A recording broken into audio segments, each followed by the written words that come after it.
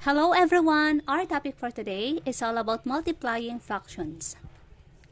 In multiplying fractions, you're going to multiply the numerator by numerator and denominator by denominator. Example, 3/7 times 1/2.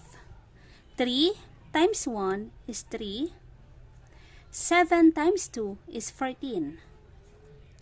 Another example, 3/4 times 5/8. 3 times 5 is 15. 4 times 8 is 32. For the third one, please comment down below your answer and don't forget to like and subscribe.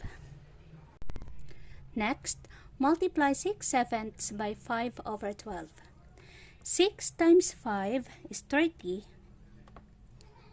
7 times 12 is 84. Now, this is not yet the final answer because we're going to simplify it to its lowest term. To simplify it, we're going to get the greatest common factor of 30 and 84.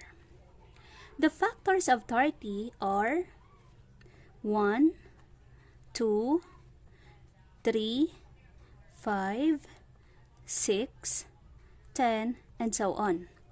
While 84, the factors are 1, 2, 3, 4, 6, 12, and so on. As you can see, the greatest common factor of 30 and 84 is 6. So, we're going to divide 30 over 84 by 6.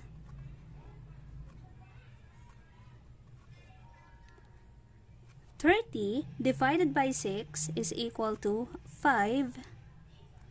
84 divided by 6 is 14. So this is the final answer. Let's proceed to multiplying mixed number and fraction. For example, 3 1/4 times 5/3. To multiply it, you need to convert first the mixed number into improper fraction. 4 times 3 is 12 plus 1 is 13. So 13 over 4.